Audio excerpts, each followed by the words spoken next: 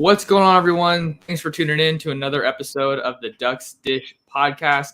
I'm your host, Max Torres, publisher and lead editor of Ducks Digest, covering the Oregon Ducks for Sports Illustrated on Fan Nation.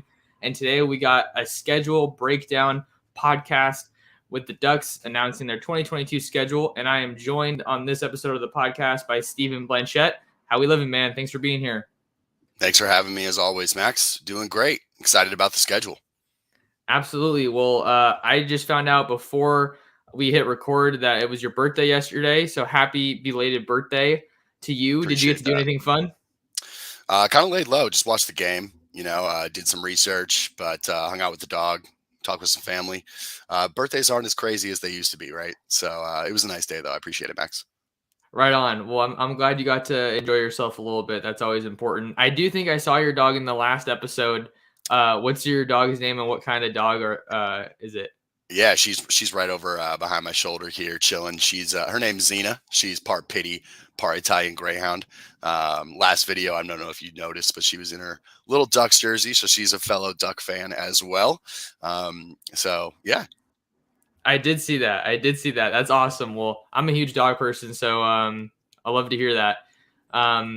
So yeah, we're doing this episode again on the YouTube live stream on my channel, Oregon Football Max Torres. If you guys are tuned in on the live stream, thanks for tuning in. Definitely go ahead and get in the comment section and let me know what your thoughts are on this Oregon schedule for next year. And then if you are watching on the replay, thanks for tuning in and do the same thing. Let me know, what game do you think is the toughest for Oregon? Obviously, Georgia is the one that everyone's going to talk about. So maybe we can look at the toughest game outside of Georgia, and then the balance between home games, away games, all that good stuff. But yeah, there's definitely plenty of stuff to get into here with this. I think just some other news off the top here before we get into the schedule. Oregon did officially announce 2 hires for Dan Lanning's new staff, offensive coordinator and quarterbacks coach Kenny Dillingham, as well as co-defensive coordinator Matt Polidge coming over from Baylor. So that's some cool little news to dive into. I actually got to meet Kenny Dillingham this afternoon. He was over at the HDC while we were talking to some of the defensive players today. So got to shake his hand and introduce myself. It's always cool to see that, because you see the coaches, going around the facilities all the time, but no one really talks to them. I guess it's just a professional deal that you don't, go out of your way to talk to them, which makes sense. But cool to see that Lanning's making some moves and the staff starting to come together a bit. Yeah, it's clearly a youth movement coming out of Eugene here, with Lanning coming on, bringing in Dillingham, 31 years old, I believe. So this guy, from everything I've read, is basically just been in the coaching kind of fast lane since age 17, basically. So clearly a youth movement coming out of Eugene. I'm really excited about that. I think that is going to bode well, both for recruiting and for, again, the importance of keeping the roster intact that we've already got. What were your initial impressions? Yeah, I was definitely, it was a name that I wasn't really aware of when it first kind of surfaced in reports. And it's good, like you said, to have that young name, especially with recruiting. It's an effort game. And, those young guys are going to be putting in a lot of effort. And, I think the relatability factor is definitely something that's going to bode well for Oregon. Just getting those in-home visits, or when they get to Eugene, just being able to welcome these players in and like I said earlier, relate to them. So I think that's great. I heard it was either a podcast or a video or some report I was reading about how he kind of got into all the coaching stuff. And as far as Norvell, I think it was Norvell said that he can show up to a practice, and when he was at Arizona State, I believe it was either Arizona State or Memphis, but I believe it was Arizona State. And he was showing up at literally every practice throughout the whole season. So I think I need to do a little bit more fact checking on that one. But that was kind of just a cool little anecdote that came to mind that I heard about Dillingham that I think is really cool. And it's awesome when you think about kind of his background and track to coaching. Because like you said, Steven, he started really young. I believe it was after an injury kind of cut his playing days short. And he said, hey, well, I'm going to hop into this coaching thing and kind of just learn from here and see how I can, help out. Yep. I mean, I think it's similar to, it reminded me of that story about Lanning too, when Lanning got his first role and did that 12-hour drive to get that graduate assistant position. So clearly both of these men love football. It's in their bones, and they're willing to do whatever it takes to be successful within the game of football. And so I love that. It's sort of like a full circle kind of feeling with those two guys, right? Um, I think that Dillingham. I was watching a little bit of some Bo Nix tape when he was over at Auburn, and I thought Nix was great under him, under his tutelage, and I thought he sort of regressed a little bit after he left for Florida State. So I'm really excited to see what he can do with the quarterbacks on the roster. I think that, again, the youth movement thing is going to be big in terms of connection, but I'm really excited to see what he does with Thompson, with Ashford, and I'm glad also that this is, I really think that Lanning is going to be, with the hire of our co-defensive coordinator as well. I think he's going to be letting go a little bit and going that CEO route a little bit more, which I'm excited about. I definitely think that it usually works out better in terms of on-field success when you've got three different people all in their, separate roles. But yeah, like I said, watching that tape, I got excited about what he could do with young quarterbacks. Yeah, it'll be cool to see what the quarterback room looks like. That's obviously the biggest question mark for this team going ahead into next season in 2022. That, in addition to the rest of the staff, we got to see how that shakes out, and how Oregon finishes the 2022 recruiting class. Lanning met with the media last night, just talking about the guys that they were able to sign, and kind of how he plans to use the portal. I think it was where it fits. It wasn't I think a lot of people said when he got hired that they thought that he was going to use the portal a lot because of the low numbers in the early signing period. But I think that any coach, should at least be open to utilizing the portal, because you can get, legitimate Power 5 starters, and they don't have to wait, which is good as long as it's their first stop, obviously, given that transfer rule. Right. Yeah. I mean, a lot of programs now are really building their roster with that transfer portal in mind. Almost, I wouldn't say more so than recruiting, because recruiting is always going to be the most important thing. But I mean, UCLA, for example, right? Their roster next year is going to be Dylan hugely Gabriel. impacted by the transfer portal, right? It's in less so by recruiting. So we'll see how that shakes out. I definitely think that it's obviously a tap, or you need to tap that market regardless of what your class looks like on the incoming side. You need to be able to get, some guys, some dudes to come in there and perform on that transfer aspect. Absolutely. Dylan Gabriel going to UCLA. That's one of the biggest transfers into the Pac-12 Yep. this year, or this offseason. It's not technically the offseason just yet, but it kind of feels like it. And then another big move that we saw, it's not Pac-12 related, but Eli Ricks going from LSU to Bama. He's a former All-American, modern-day cornerback. Did really well at LSU too. They kind of had the dynamic duo with him and Stingley. So I thought that was a really good, tandem back there. But it looks like some people are getting into the comments here. So people are showing up, and maybe we dive into the schedule. What do you think, man? Let's dive in. All right. Well, I'm gonna share my screen and see what's going on with the schedule. I'm not gonna have it up the entire time, but I can at least have it up to start so people can kind of get oriented here for those that haven't seen it. So here's the schedule right now for next year. You got Brandon Dorlus and Noah Sewell as the cover athletes. Starting things off, September 3rd in Atlanta, Georgia, Mercedes-Benz Stadium to take on the Georgia Bulldogs. I mean, that's got to be a pretty intimidating matchup. Obviously, you're looking at a team that is going to be in the playoffs this year. They could be coming off a national championship for all we know, or at least even a playoff win. I think that they definitely have some questions on their roster as far as, what's the quarterback situation going to look like for them next year. I don't know if Stetson Bennett has any more eligibility off the top of my head, but that was kind of an interesting, situation to track throughout the year, because a lot of people thought that JT Daniels was, the guy, seeing as he was really talented, coming out of modern day, went to USC and got hurt. And then it looks like things were going off to a bit of a rocky start at Georgia, but he's had moments where he's looked really good. But that skill talent at Georgia is insane, and it obviously complements the defense pretty well. Yep. So Bennett's a senior, and I'm with you. I don't know if he has an extra year of eligibility or not, so I'm not sure what the quarterback situation is going to look like. The biggest story, obviously, is Lanning going against his old team, right? That old defense. So, I wish it was a real neutral site game, as opposed to just being in Athens' backyard over in Atlanta. So I think it's probably going to be a pretty hostile crowd, hostile environment.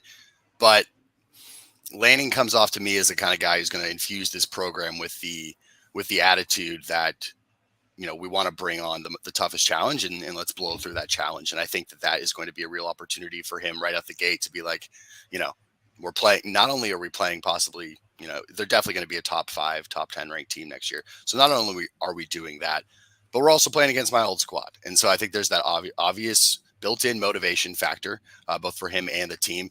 So there's going to be a lot of noise around that game and just specifically about that situation. I feel like for the build-up during game week come September, that's literally all anybody's going to be talking about is the Lanning Georgia connection. So I think that's going to serve the players well because they could just focus on what they need to do on the field between the lines.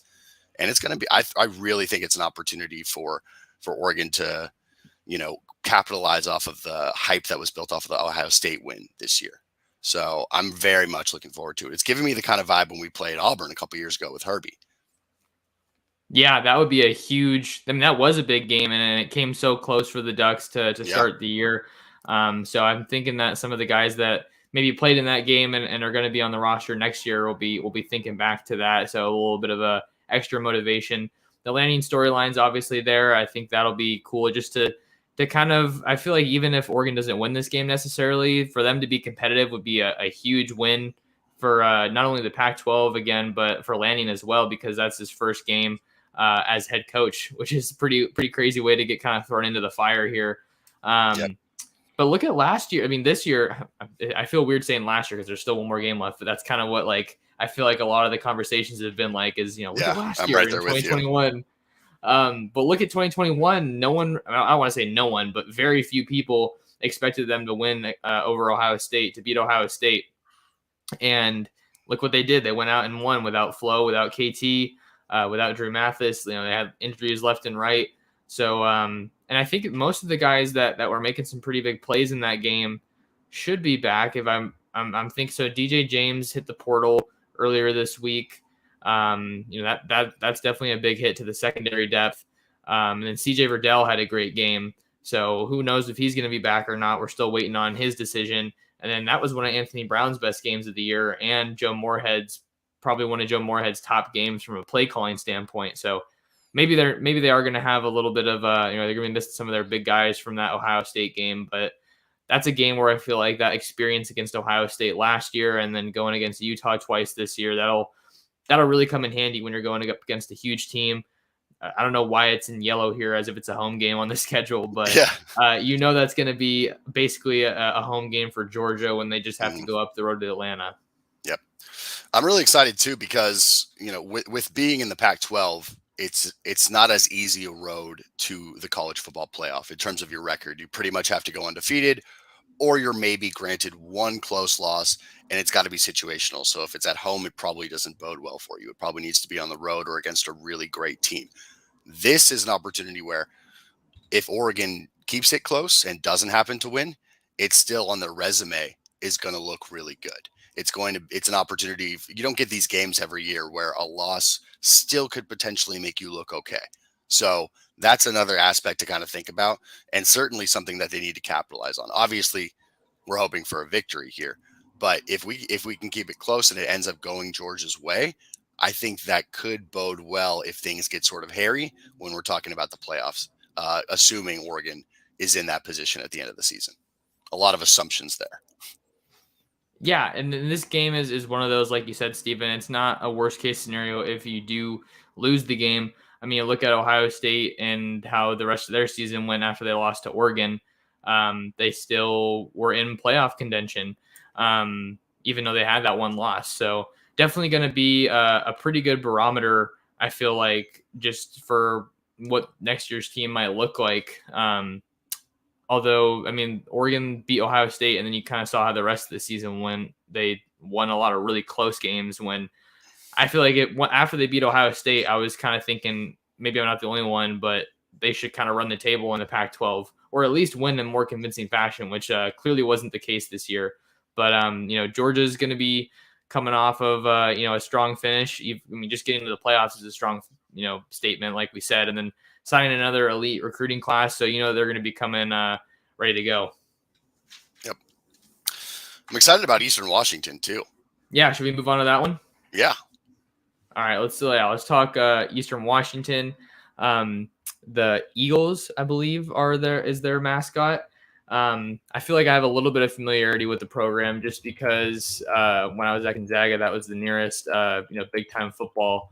But this is a name that should be pretty familiar to Oregon fans. Seeing that they played not too long ago in the non-conference slate, and they also obviously got Vernon Adams from there, the grad transfer quarterback who just lit up college football when he was playing for the Ducks. I mean, who knows if they go to the playoffs when he's there. Tony talking about Vernon Adams in the comments. He was just pretty much a best case scenario as far as how well a grad transfer can bode for the Ducks in that situation. But good to get another game at home. You got this game, and then BYU is also at home. And Eastern Washington, even though they are a Big Sky team that maybe doesn't get that too much respect, I feel like they're usually one of the better teams from the Big Sky on a pretty consistent basis. Yeah, I mean, they've won. Vernon Adams obviously came from there, right? And he, incredible player. Cooper Kupp went there, I believe, as well. So it's not just scrubs up there in Eastern Washington playing. They've got a good program. They've got, I believe, lately they've been a very high scoring team overall. At least the last few seasons, I'm pretty sure. So they're not going to come in and just lay down in Autzen. They're one of those teams that they enjoy the spotlight, right? These teams that are, get the opportunity to come into these bigger stadiums like Autzen in the early parts of the season.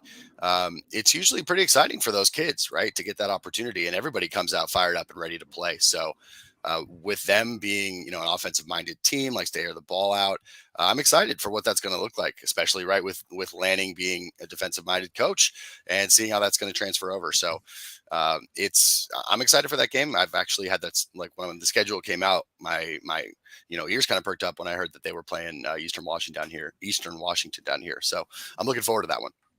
I'm looking forward to that one too. Another guy another name that people might be familiar with Eastern Washington, Kendrick Bourne, NFL wide receiver, Yep. Playing for the Patriots, former Niner, I might add. So yep. I know that we both bond over the Niners, Yep. And a Oregonian. He's from Portland.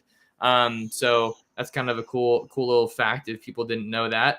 But yeah, I think that with regard to the air raid, like you mentioned, it'll be fun to see how Oregon prepares and matches up in that regard, from a defensive back and secondary standpoint, as well as a pass rush, because they're not going to have KT, which is obviously someone who impacts the game on a huge level, huge scale. But yeah, I mean, honestly, I don't know a whole lot else about Eastern Washington. So that's a team that I think I'm really excited to do some more research into. This year, for some context, like I said, they were usually one of the better teams in the Big Sky. They went 10-3 in 2021, 6-2 in the Big Sky. Trying to look at some of the games that stand out here. They beat UNLV in double overtime. Let's see what other games they had. They beat Montana, who beat Washington. Yes, they did. Yeah. Oh my God, everyone! It's so funny how much Oregon fans latched on to that Washington loss for much of the year. But yeah, that wasn't a good look. And then they played Montana State pretty close, 23-20 loss there. And the last game of the season was another game against Montana. It was a shootout. 57-41 in the FCS playoffs. So, definitely not a team that should be taken for granted. I kind of think is the takeaway here that we're both getting, Steven. Yep. I agree 100%. It's going to be a fun time. Again, the thing that I look forward to the most with these smaller schools is those kids get the opportunity to play under these big lights, and it's usually pretty good football. I mean, this past season when although the Stony Brook game ended up being a blowout, for the first quarter and a half of that game, Stony Brook came out and put them on them. I believe they might have even scored first. So it's always entertaining for me to watch these schools come in here and get that opportunity.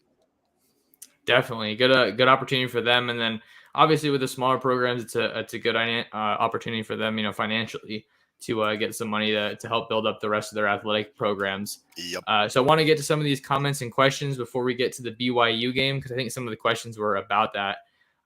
Andrew's comment. Thanks for the comment, Andrew. Can't help wondering how there's no USC game yet again. Seems like the schedule makers are keeping them separated for a reason. And then a little curious emoji. Yeah, it's a definitely a legitimate question. I'm still trying to figure out how the rotation works with the interdivision matchups, because I thought it was 2 years and they were rotating every 2 years, but Oregon played UCLA last year and then this year again in 2021. So not exactly the every 2 year cycle, and then this year they're playing UCLA at home again in Eugene on October 22nd. So USC, and I think that's a matchup that everybody wants to see, right? With Lincoln Riley taking over in Los Angeles, I feel like people would much rather see a Lincoln Riley Dan Lanning matchup, in their first years as head coaches. But I think just based on the schedule that we're seeing now, it looks like it's going to have to wait until the Pac-12 championship, provided that both teams can get there. Yeah, I agree. Andrew, thanks for the comment. I was a little disappointed as well. I did think that it was a every 2 year thing, so I anticipated USC being slotted into that UCLA spot in the schedule. So I was a little bit surprised. I think it does set up obviously pretty well for them to be both meeting each other in the Pac-12 title. So perhaps that has something to do with it, where there isn't it's not a revenge game factor for either team. So could be that, could just be random, but I was excited to see USC on the schedule. I mean, besides the Pac-12 championship game 2 seasons ago, I mean, it's been a while, right? So was looking forward to that, but I guess we're just going to have to meet him down in Vegas.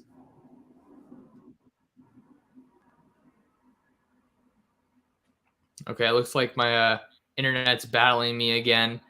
So hopefully I'm not cutting you off there, Steven. Let me see if I can make sure my computer's plugged in and hanging in there. Hang with us, folks, on the live stream. Can you hear me okay, Steven? Yep.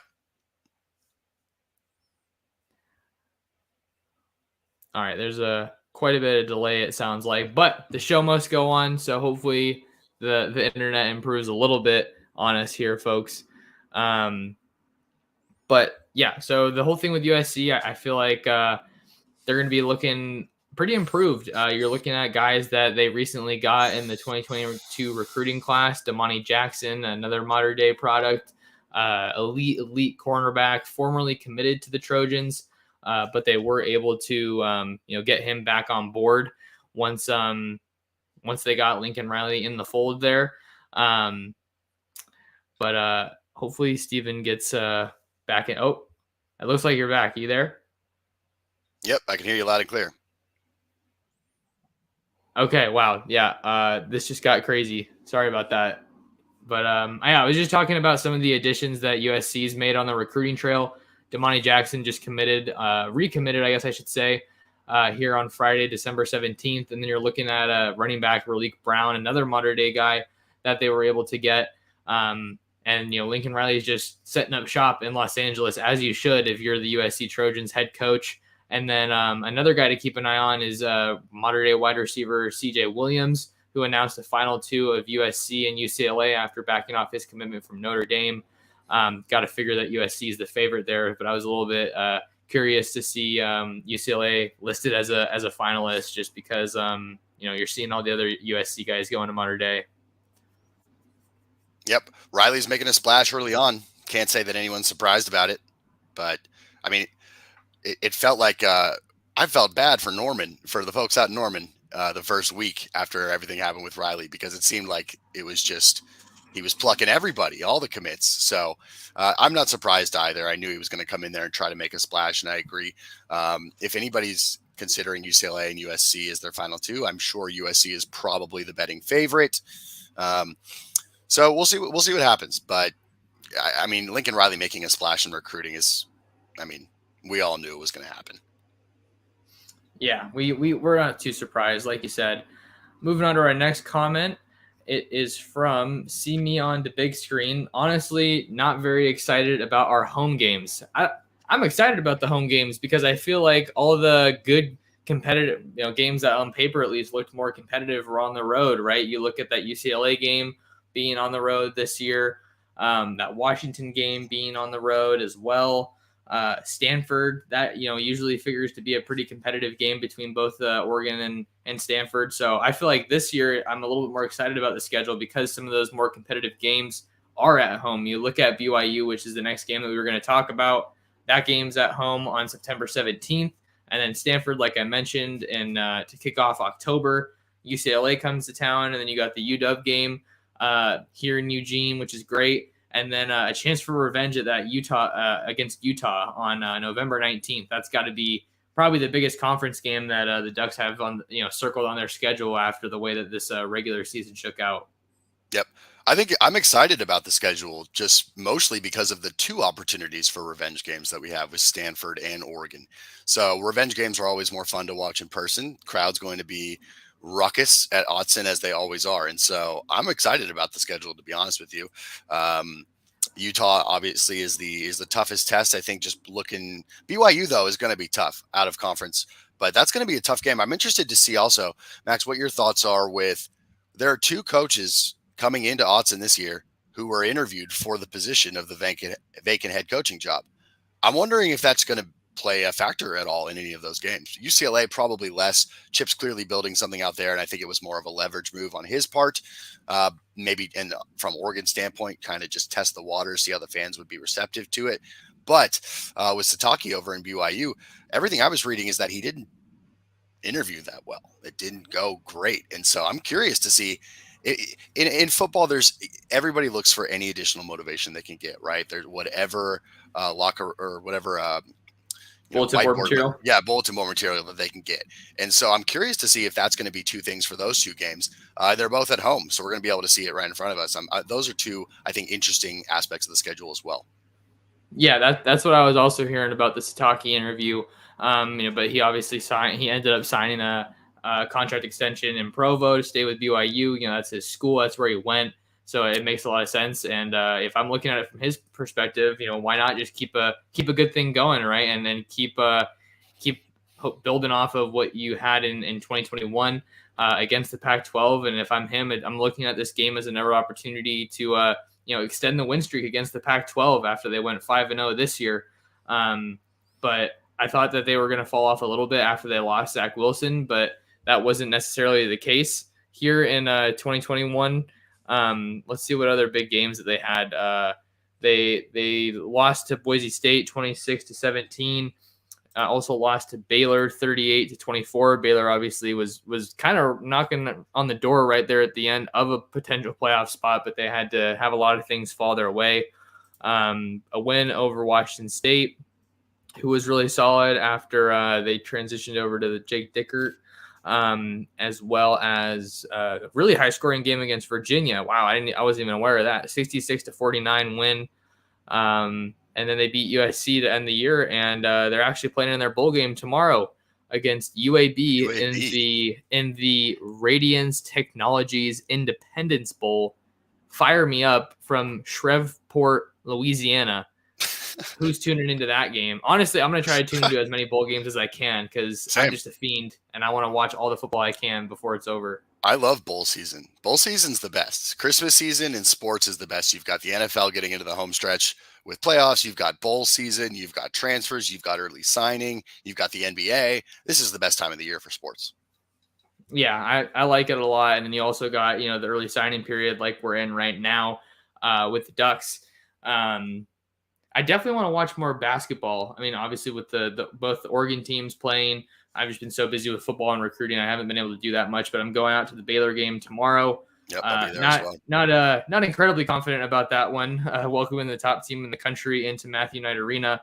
But the Warriors too, that's my pro team. The Warriors are doing really well. I saw a tweet before we got on here, Steven, saying that Klay Thompson's going to try to come back in early January. That's my favorite. That's my favorite player in the league. So I've been waiting for him to come back.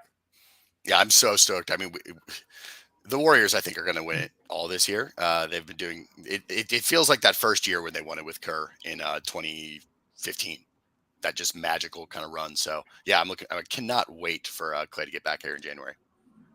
Definitely, man. Well, do we have anything else that we wanted to talk about with this BYU game? I don't want to speed through everything, but we're trying to look at about an hour for the pod today, so we gotta kind of get ourselves moving here. Yeah, I mean, again, the biggest thing that I'm going to be watching for BYU is, like you said, Sataki's building something there. So I don't think it's good. I think it's going to be a close game. It's going to be a tough game. BYU, if they end up ranked the rest of the year, that would be great for us, especially if we get a win out of it.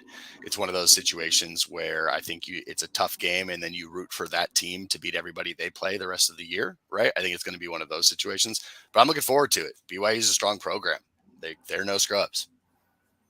Yeah, they're gonna give Oregon a good shot, I think, and that's a really quality non-con game to get you ready for conference play, because the next week they hit the road to Pullman on September 24th, and I think for this game I'm going to be curious to see what time kickoff is announced for, because you think about the whole trap game ideology, and I feel like Washington State just embodies that. I talked with Crim 2 sports director Brennan Green before the Oregon-Washington State game this past year, and we kind of just agreed that Washington State really embodies that Pac-12 after dark kind of mantra that we always hear about. And yeah, exactly. And then Oregon's going to be under a new first-year starting quarterback. At least for the Ducks, if they get a grad transfer or a transfer, whoever ends up being quarterback is going to be their first year as a starter for Oregon. So that'll be a big test as well. A lot of people talking about, to go back to that Georgia game real quick, they want to see one of the younger guys play in place of Anthony Brown. We talked to Brian McClendon on yesterday, and he said there's no plan in place right now to make any kind of quarterback change. So that's certainly a storyline that we're going to have to monitor, because this Washington State game is the first big road game in the conference next year. Yeah, I'd like to see some of the young guys get some play here in the bowl game for sure. I mean, especially since last season, Shuck was the guy going into it, and he ended up getting yanked, and Brown played a lot in that game. So I'd love to see at least sort of the same thing, get the game plan going. But it sucks. It's like you said, we're already sort of looking forward to next year, and there's still another game on the schedule, and it's a big game. Oregon, Oklahoma, and the Alamo Bowl is a big game. So I'm trying to stay focused on that, but how do you not think about the future and what's the potential is here? Anthony Brown is, regardless of what happens, this is his last game in an Oregon uniform, and we know what he is. I'm not exactly confident that he's going to light it up. And so I want to see the young guys get some tread. Let's see what happens. And so I think it's going to be big for them to get that experience if they're given the opportunity. But based on how the entire season went, and Moorhead staying, I wouldn't be shocked if it's just Brown the whole game. Washington State coming off a 7-5 record in the 2021 season. Oregon really took care of business against them in early to mid-November with a 38-24 win. Jake Dicker got named as the officially named as the new head coach there after Rolovich got fired. And I feel like I'm curious to see what this team looks like after a full offseason under Dicker, because he's clearly a guy that is really well liked by the players and can get guys to buy in. Kind of similar along the lines of Lanny. Run through a wall for that guy. So I think just the way that they finished this year, I think is just a tremendous testament to Dicker as a coach, and it's cool to see him do well in his first. I guess next year will be his first full year, but they had a really good end of the season and just absolutely embarrassed Washington to end the regular season in the Apple Cup in Seattle. You had the flag plant, which was pretty savage. So I know a lot of Oregon fans like to relish in Washington's downfall and their struggles, but yeah, and they're playing Miami, and they're playing Miami in their bowl game, which would be interesting. Tony the Tiger Sun Bowl in El Paso on December 31st, New Year's Eve, 9 a.m. Pacific. So I don't even know that Miami must have an interim, because Manny Diaz already got named the new D coordinator, I think, right, at Penn State, At Penn and State. Yeah. and then Mario's obviously not going to coach in that game, so it's going to be weird in all these bowl games. Seeing so many interim head coaches. You got McClendon obviously for Oregon, Stoops for Oklahoma, and then Miami's got to have an interim as well. I just don't know off the top of my head who their interim is. But what else do you think about Wazoo? I know Delora has been super solid, and then Borgie's finally moving on. Yeah, I mean, like just to parrot what you said earlier, like with everything that happened with Washington State and their whole coaching vaccination issue debacle, like that team could have just laid down and it just would have been a wash season. And yeah, I think it speaks to their coach. It also speaks to the guys in that locker room of how they finished that season, being able to get past those distractions. A mid-season coaching change is never easy to deal with, especially under the circumstances that they were dealt, particularly. So the end of their season impressed me immensely. Pullman it's a wacky place to play. Wacky things happen up in Pullman, as we've seen over the years. It's a rowdy place. I agree. Pac-12 after dark. I wouldn't be shocked if this is a night game, final slate of the Pac-12 schedule that weekend kind of thing. So it's gonna be a good time. Pullman's always fun. I've heard great things about Pullman up there. Going to watch a game. Hopefully, I'll be up there this year to watch that one. But Washington State, they're building something there. Yeah, I've actually only been to Pullman once, but that was for the Oregon Wazoo game in 2018 when they had game day there. So that was an awesome atmosphere. I mean, Oregon got destroyed in that game, but Yeah. Martin Stadium, I believe it's called Martin Stadium, wherever the Cougs play, it gets rocking for sure. And I don't think it's enough credit as a fan base and as a game day environment, because it was awesome. A lot of really really loyal fans out there. And I think that if they can get Delora off his game, we saw a comment here from soccer Gauze GOZ. Hopefully I'm saying that right. It says Washington State should be an easy game. Delora's a dude, but if Lanning brings that Georgia defensive scheme, we should wipe the floor with WSU. If it's the Pac-12 after dark game, everything goes out the window. No, that's exactly right. That's exactly what we were saying. So I also feel like they had some really good receivers this year. So depending on what their skill positions look like, Borgie's gone. I don't know if McIntosh is going to be back, but all their skill positions were pretty solid also this year. So I think that that's a position group that you shouldn't take for granted. 100%. Yeah. And I mean, Mike Leach up there a couple of years ago set up, with the air raid kind of, I feel like people still kind of associate Washington State and Pullman with that system. And so that's going to breed big offense and good receivers. All right, moving along here. After Washington State, we got Stanford to kick off the month of October on October 1st at home in Eugene. I feel like I've been kicking off most of these. How about you take some early thoughts on Stanford and kind of what they're looking like? First revenge game of the year in terms of going back to last year's schedule. So it's going to be a vibe at Autzen for sure, with them coming in this year instead of us going to the farm.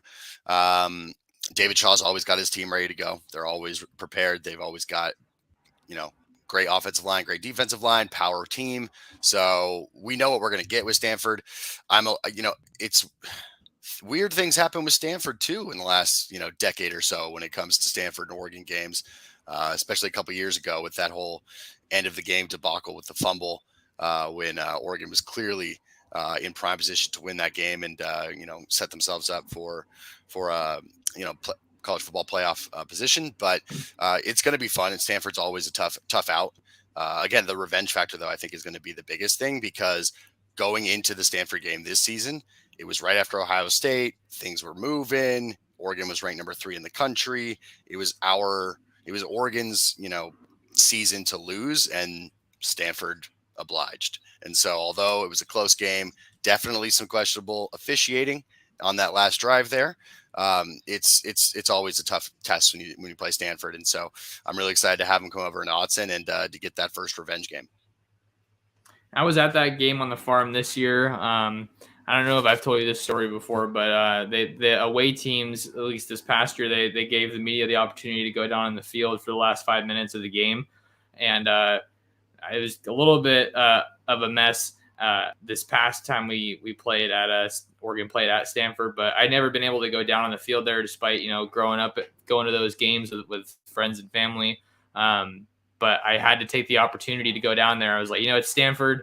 I wouldn't be surprised if they caused a little chaos, and lo and behold, they forced overtime, and everyone knows how that game ended. But yeah, they're a team that I think they're typically known for recruiting.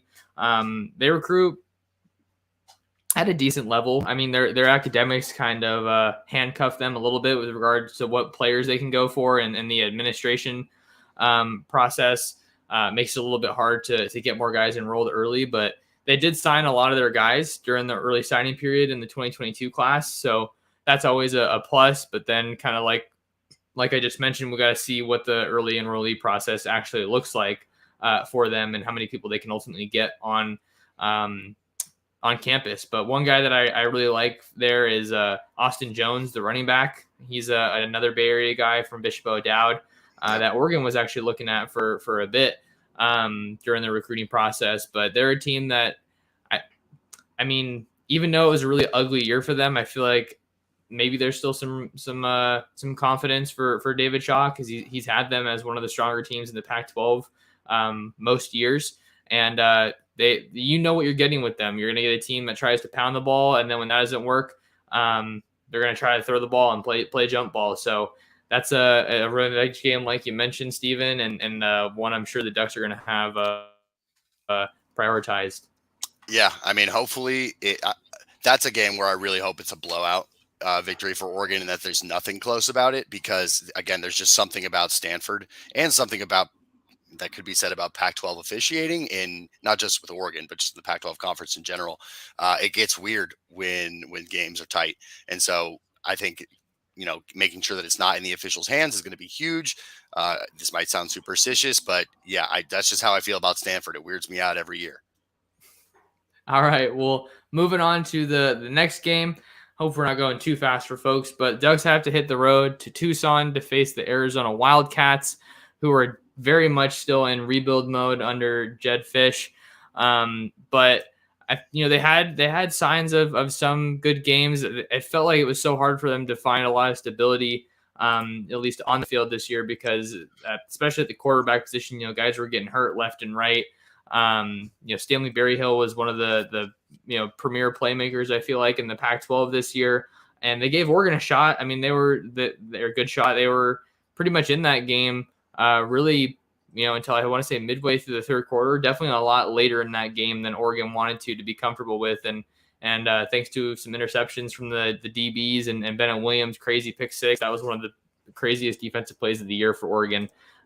They were able to put him away. So, typically, I don't feel like this is a game that Oregon should be too concerned about, but we'll have to see what Arizona is looking like, this next year. Yeah, I'm not too worried about it. Arizona's, like you mentioned, in very much of a rebuilding stage right now. Their program is not in the hottest, state that it's been. I mean, I was looking at their schedule, and I totally forgot this year that they lost to Northern Arizona, and they had, if I remember correctly, that had never happened before, ever. And I'm pretty sure they've played them for like 60 years. So it's an interstate rivalry out there in Arizona. So they're certainly trying to kind of, figure out what their identity is out there in Tucson. But I anticipate this one. I mean, Oregon played down to their competition in that game this year. And so Oregon's going to have to avoid that every game next year. I think that was the biggest issue that the 2021 Ducks team had, is playing down to competition. They were in too many close games that shouldn't have been close, Arizona included. But yeah, I mean, if we can nip that in the bud, I think this is a good, get right game going into the bye week. Yeah, and another thing that I think we'll have to keep an eye on this next year is, what does next year's team look like on the road? Because I feel like until this past year, Oregon wasn't very good on the road, and they did win some pretty big games on the road this year. Ohio State, UCLA. Let's see. I guess those are the only ones that I can really point to, because the Utah games both went poorly, and then they lost to Stanford on the road. But I think, that's just, I think you want to have a team that is competitive no matter where they're playing, right? And defense travels, effort travels, and I think that's going to have to be something that Lanning prioritizes, is making sure that the defense comes right. But moving on to UCLA, Oregon got that close win in Pasadena at the Rose Bowl this last year. And like we said at the top of the pod, Dylan Gabriel committed to UCLA, so he's going to be transferring there from UCF, one of the better quarterbacks available in the transfer portal this cycle.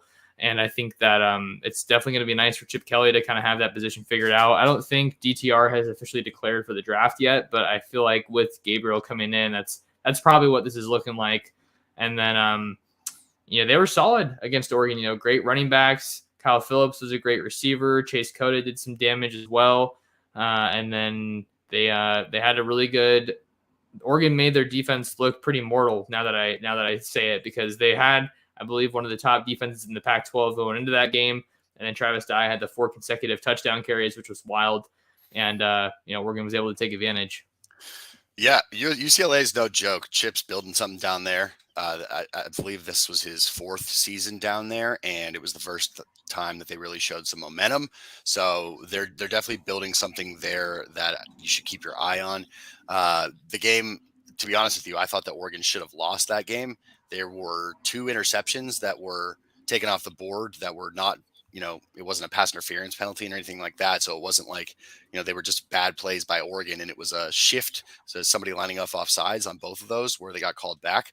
So Oregon got lucky to win that game. Again, Chip Kelly coming into Autzen. I wonder if there's going to be any extra motivation with him, getting the call to potentially come back and then them going a different direction. We'll see how that goes, both in terms of the players and the coaches. But I'm excited. It's always the Pac-12 has been, for good reason, not as highly regarded as some of the other Power 5 conferences in the last 2 years. And I think that these teams are really starting to build their programs back up. And I think next year is going to be, there's going to be a lot of tougher games in terms of those teams that have been kind of irrelevant the past few years, like UCLA. One thing I forgot to mention, Stephen, was after the Ducks play Arizona, before they play UCLA, they have their bye week, kind of sandwiched in there. So I think that's another thing to talk about for any schedule breakdown, is just kind of when the bye week comes in the season, because I think that'll, it can either help you or hurt you depending on when it actually comes. So that'll be the weekend of October 15th and 16th. They'll have off. So if it feels like, just looking at the schedule, it kind of is right in the middle of the year. And, they could need it after playing, Georgia, BYU, and Stanford, which figured to be some pretty physical games. Yeah, the bye lines up literally right in the middle of the season. There's 6 games before we have the bye, and then there's 6 games after. So I like the bye being right there in the middle of the season. I don't like a bye too early in the season, right? Because then it makes the home stretch a lot more difficult. But too late in the season as well, you're just sort of burnt out by the time you get there, and it doesn't actually help you a lot of the time because you've already gotten to that burnt out level. And so having the bye right in the middle, I think, is going to be really, really advantageous. It's also going to give Lanning, as a first-year head coach, I think an opportunity if he needs to. If we're 6-0 by that point, he wanted to do that. But if there's some hiccups to start, I think it's going to be an awesome opportunity for him to be able to, look back and say, all right, halfway done. This is where we can improve. This is, potentially 2 different seasons here, first half and second half. And it gives the team an opportunity to build. But again, if you've got the bye too early or too late, then you don't get that opportunity to get right if you need to. So I'm hoping we're 6-0 at the time of that bye. But if we do need to get right, it's a really good place to do it. And if the bye is too late, you also run the risk of losing momentum, right? You're at that point in that situation. Sometimes you're kind of just like, I don't want to stop playing. I just want to keep on this hot streak and kind of see how things can carry over and hopefully stay hot and keep winning games. But the bye week is an interesting concept, and it looks like for Oregon, it's they're getting a little bit of a favor here from the Pac-12 just as far as the timing goes. I think that's beneficial. Cal on the road in Berkeley. That's the next game we're going to talk about, October 29th.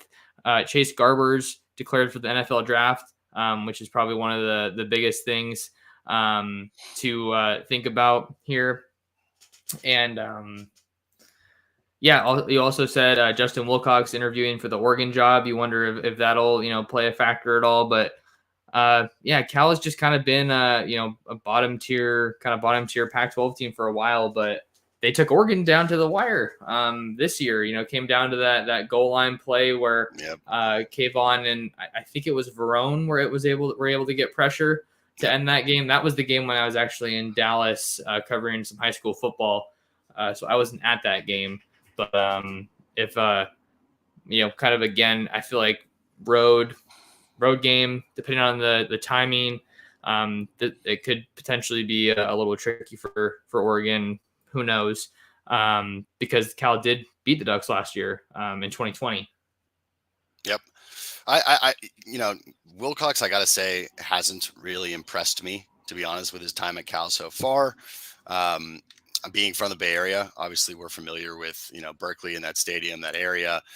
When we were younger, Berkeley was popping. There was a time there when we were like, Berkeley was top 5 in the country one year with Deshaun Jackson on that team, Nate Longshore, and that kind of thing. And Berkeley was a hostile place to play, believe it or not, in that time. Times have changed. It's certainly no Austin Stadium. I doubt that the building's going to be full. So I think that's going to be, coming out of the bye, coming off of the UCLA game. Cal and Colorado, I think, are both pretty, I'm happy with having those games on the road this year. It's not going to be the worst hostile environments. So I think those are going to be kind of easy victories for the Oregon Ducks. Yeah, and I mean, you got to think about this year with Cal too. They just went off against Stanford in the game. They won 41-11, which was pretty surprising to see. But kind of down years for both of those programs in the Pac-12 North. One of the questions that we're getting here, I've seen it mentioned a couple times. I just wanted to address it. TJ Norton is asking, when does T-Mac commit? There were reports that he was supposed to make his decision ultimately between Oregon and Arizona at some point today. He's a guy who isn't big on social media, and he plays everything pretty close to the vest. So I would think that he would probably make his decision. If he's, who knows, it's on him if he wants to make it public, right? It's up to him. Some guys want to announce the decision at the All-American Bowl in January. But I believe this is the last day of the early signing period. So I would think that it would come at some point today. But just, Arizona's picking up a lot of steam. You look at guys like Noah Fafita, his high school quarterback, going there, one of his best friends, and Keon Burnett, tight end, also from Servite, going there. Even though that it's not the best team right now, at least on a optics level, I feel like they have one thing. I feel like they have one thing that Oregon doesn't really have right now, and that's stability. Even though they haven't obviously played that well, but we don't know what's going on with Brian McClendon, if he's going to be in Eugene next year or not. And obviously, Cristobal leaving is kind of a hit for any recruit, I feel like. Yep, I think you hit it on the head. It's interesting to see what is the thing that sways these players to make their final decision, right? And a lot of people are surprised by these final decisions. I would be surprised if he chose Arizona over Oregon simply just because of the states of the program from the outside, right? But at the same time, with his high school quarterback going there, that's huge. That's something that Oregon obviously can't replicate. And these relationships that these kids build on these football teams are really important. So I wouldn't, it would shock me if he did choose Arizona, but I'm still confident. I'm excited to hear though. And, I've been monitoring it closely and I was hoping we'd hear something by now, but obviously we're not going to. Yeah, so we'll see if we hear anything on that front here, but I just want to make sure that I address that comment because I've been seeing it for a bit. What do you say we move on to Colorado and see if we can pick up a little bit of steam here? Ducks took care of business against Colorado this year pretty handily, and but the big player out of Colorado, I feel like, was wide receiver Brendan Rice. He was just kind of getting whatever he wanted almost against the Ducks, but they're obviously still looking for some playmakers at other positions. Jarek Broussard was one of the other guys that has made a name for himself in the Pac-12, and I'm trying to think of what their quarterback position is because I don't know what the what the latest is there as far as what that looks like for next year, because I believe they were rolling with Brendan Lewis, the freshman this year. Yeah, I'm not sure who's going to be who's going to be leading them next year either. Um, going back to this past season, it's an easy win for the Ducks. It was at that game in Autzen. Colorado is a program that has been down for a while. So this is when you're talking about those Pac-12, the Pac-12 kind of not getting too much respect the last few years. This is Colorado kind of falls into that category of teams that are in the bottom half of the conference. So, but Boulder, Boulder gets crazy. And that's the thing about college football is that on any given day, any team can beat any other team. And the crowds have a lot to do with that. So who knows if Boulder's absolutely crazy that weekend, maybe they get some Buffalo magic. Who knows? And then another thing that might be worth mentioning here is that Colorado signed their entire 2022 class as it stands, middle of the road as far as Pac-12 rankings go, according to the 247 Sports Composite. 19 signed letters of intent. And they're a team that honestly recruits a little bit more nationally than you would expect. But I think that it's tough to evaluate them because I think Carl Durrell, had them playing really well in the pandemic shortened year, but then this year it wasn't very good. So it kind of was just an example of, you couldn't put too much stock into that COVID season, but at the same time, clearly something was going right. And you're thinking if you're Carl Durrell, you'd like to, capture that again. Yep. I mean, again, anything can happen on any given day with these teams. Boulder's a weird place, and we'll see what happens. That's a game I want to go to because I haven't been to Colorado in a long, long time. And even if they don't have the best program, I feel like that's a really cool atmosphere. I've heard a lot of good things about Boulder as a college town, just being a cool environment, cool setting. So we'll see if I can get out there this next year. Moving right along, we got Washington returning to Autzen for I believe let's see, in 2019 they played on the road in Seattle. So this is the first time they'll be there since 2018, and that was the game that was the year that they took the rivalry back, and were ultimately able to beat Washington. And it looks like we lost Steven here, but we'll see if he can get back. There he is. All right, we got you back. Sorry about that, Max. Not sure what happened there. No, you're good. You're good. But we're just talking about how the last time that UW was in Eugene was when Oregon beat Washington to kind of retake control of that rivalry. CJ Verdell ran it in to win the game. I feel like that was a really pivotal game for Mario Cristobal and the Ducks to really establish themselves as one of the best teams in the Pac-12 and take control of the Pac-12 North. But obviously, this game means a whole lot to both teams and both fan bases because they are not well liked by each other. I love Washington Hate Week. It is one of my favorite times of the year. So I'm very excited to have Washington come into Autzen this year. Some really great games, over the series, obviously. 2019, like you mentioned, with that epic drive. I think that was one of the bigger first moments for Cristobal when he was on this staff in terms of huge wins and kind of memorable moments for that team. Let's see. I know it's been crazy going back to just 2016, 70-21 Washington, 38-3 Washington.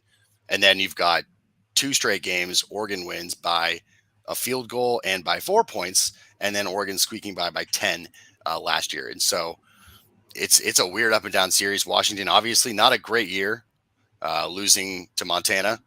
That was horrible for them. They didn't look great in Michigan when they had a showcase game opportunity out there. They have a new coach. Obviously, I think that's going to be really good for them. I don't think that was working out in terms of their staff up there this past season. But nothing's better than Husky Hate Week.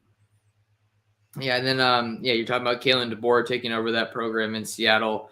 Yep. Got a question from Soccer Gauze. Who's the Dogs QB going to be? Or Doge? I don't know how you're trying to spell that there. DOOG. But I would think it's probably going to be Penix just because he's the most proven quarterback on the roster. For people who might have missed that news, Indiana quarterback Michael Penix transferred to Washington or elected to transfer to Washington. And then other quarterbacks you got are Dylan Morris, who I feel like is, you kind of know what you have in him. I don't know if he's kind of already peaked as a college quarterback. And you got Sam Heward, who was kind of thrown into the fire in the Apple Cup. And I think he threw a pair of interceptions, and it was just a really ugly game overall for them. So I think Penix is probably going to be the guy for the Huskies. And they're looking to kind of get back on track. I feel like they'll probably have a pretty solid defense just by way of roster construction, even though Kalen DeBoer is an offensive mind. So maybe we see them, undergo a little bit of an identity change there, but they've always been known, I feel like, for having strong offenses strong defenses rather, and a good ground game as well. So that's kind of what we have on the Huskies. Not playing in a bowl game, so all the time in the world. I've been seeing on Twitter that they're kind of getting their staff figured out. A lot of guys coming over from Fresno State to help DeBoer kind of build that program back. And then I think one of the biggest things for them was that Jake Haener entered the transfer portal, and then everyone thought he was going to go to Washington, and then he withdrew his name from the transfer portal, and he's going to stay at Fresno State with Jeff Tedford, the new head coach down there in California. Yeah, it's an interesting situation. I think Penix is for sure going to get the nod, especially with all the experience he got up in Indiana with being in the Big Ten Conference. He played in a lot of big games, so I definitely think that he's going to be getting the nod for next season, and we'll see how it goes. But I mean, Fresno State was not a great, but they started off great this year. They almost beat Oregon in Autzen. They were ranked, I think, 2 or 3 different times in the top 25 this year. So Washington is bringing in, a guy who knows what he's doing in terms of a football program. So it's going to be a fun game. All right, and then we had a question from Chris. Is that Brock's son? It actually looks like it's Brock's nephew, according to the Washington official site. It says that Sam Heward Brock is Sam's uncle, who was a Washington legacy, played at UW from 1996 to 1998, and broke his older brother's UW passing yards record before playing for the Colts and the Seahawks. So they got that legacy going in Seattle, and well, I feel like it's got to be a wide open quarterback competition. We're saying that we think Penix is going to be the guy, but I don't see why you wouldn't just have an open competition. And then the rematch. We're winding down here. 2 more games. With November 19th, Ducks welcome the Utes to Eugene. What do we think about this one, Steven? It all comes down to that game. I mean, that's how I look at it. I think that this is going to be circled.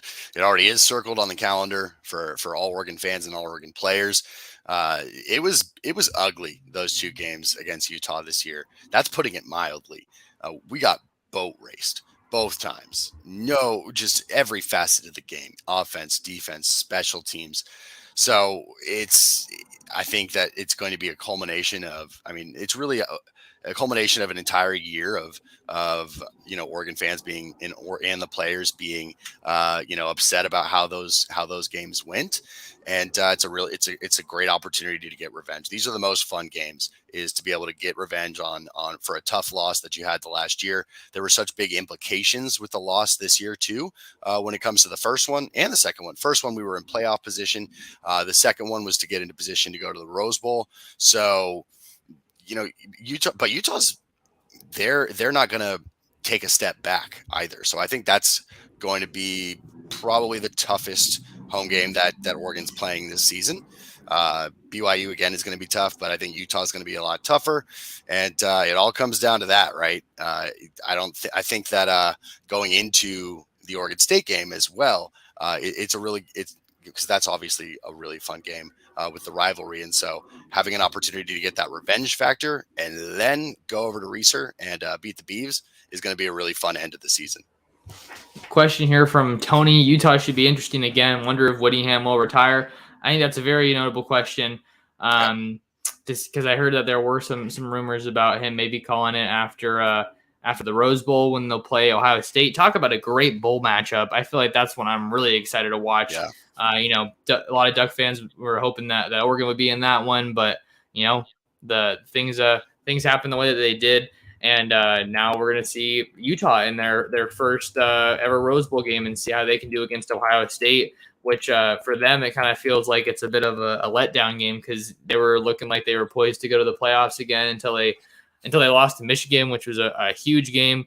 And then people are asking in the comments here, will Ludwig take over if Whittingham retires? I think another guy that you should keep an eye on is Morgan Scaley, who's been he's been in Salt Lake for a long, long time. This year is his 14th overall year as an assistant or a coach on the Utah team.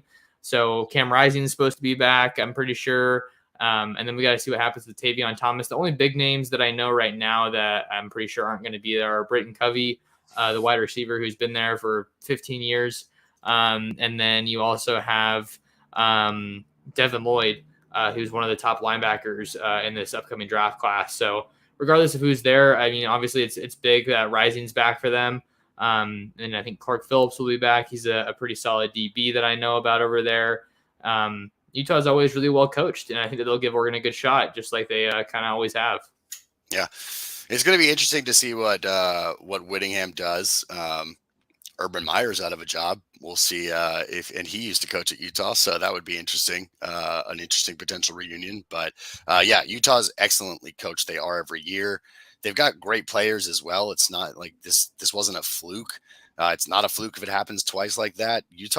They've been building for a little while now, and they're going to be the Pac-12 champs for the rest of the year until next year. They are the reigning champs. We have to refer to them as that. So that's what they're going to be. We're going to be taking on the Pac-12 champs, and it's a great opportunity. Should be another good one in Eugene for the Ducks. Last game that we're going to talk about here on the pod, on the Ducks Dish podcast, is the Oregon State game.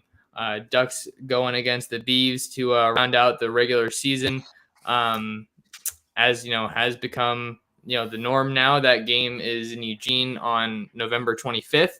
One of the questions we had here was, are the Beavs going to be the toughest Pac-12 North game? I'd probably say that. I mean, I'm confident about that being the toughest North game, just because Jonathan Smith has done a tremendous job coaching that team up. Washington State, I think, is probably going to be right there battling them for the next best team there. We'll see if Stanford can turn things around. Not too concerned about Cal, but yeah, I think that they probably would be.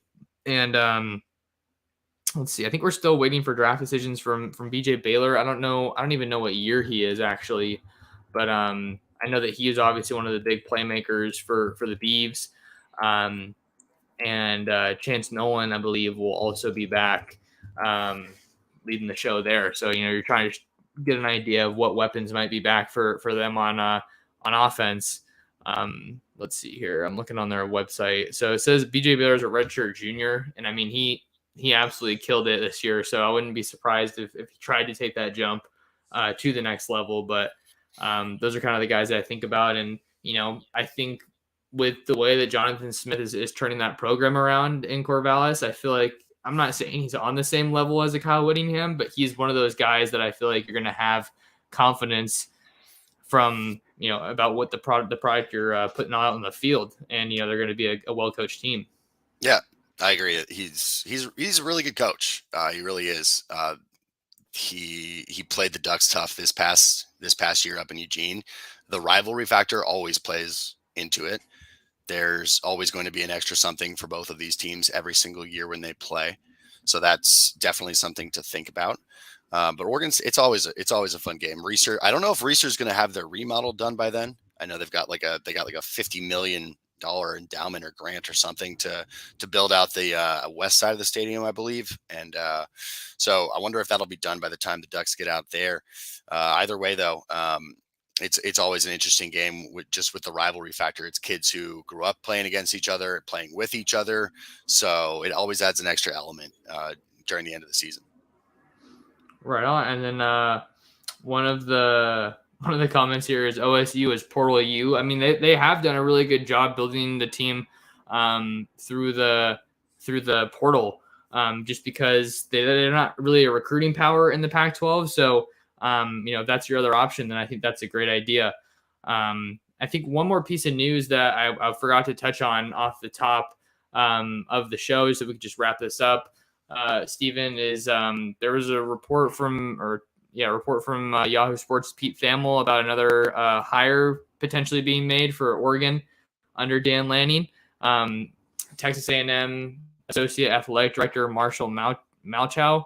I got to learn how to pronounce that because I don't know if I'm saying it right, but he's been on the staff at A&M for a couple of years. And then he was also in the personnel department at Georgia and Washington. And he's highly regarded as one of the best in the business in that regard. And this is potentially one of the biggest hires. Obviously, you look at the OC hire with Dillingham. That's what a lot of people want to focus on because he's a defensive-minded head coach, right? But I think that bringing this guy in, I mean, all he's done at Georgia. Did you see how Texas A&M finished out the early signing period? They're a top 3 class, I believe. And then each year he was at Georgia, they had a top 5 recruiting class. So this could potentially be one of the biggest hires that Lanning makes once it becomes official. I think this is on its face the biggest hire that he makes. It's like you said, recruiting is the lifeblood of college football, everybody knows that. And this guy is arguably the best in the business in terms of the back end recruiting stuff.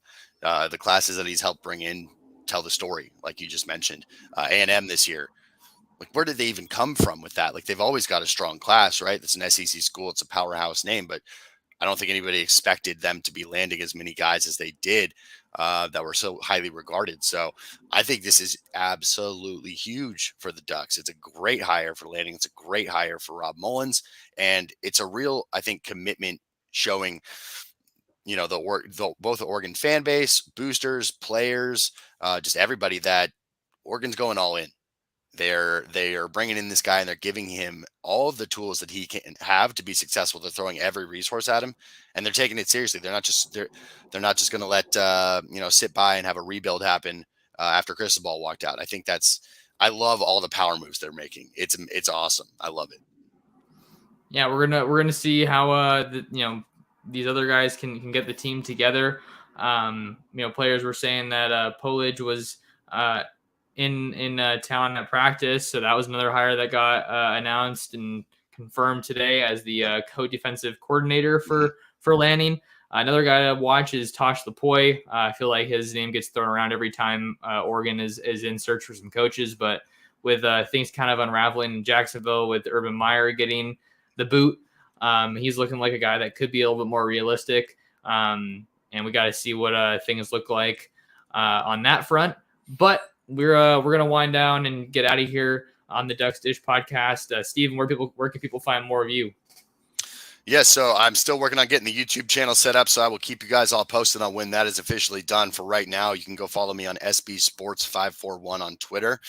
Give me a follow, and then be sure to subscribe to Max's channels as well over on YouTube, on his Twitter account.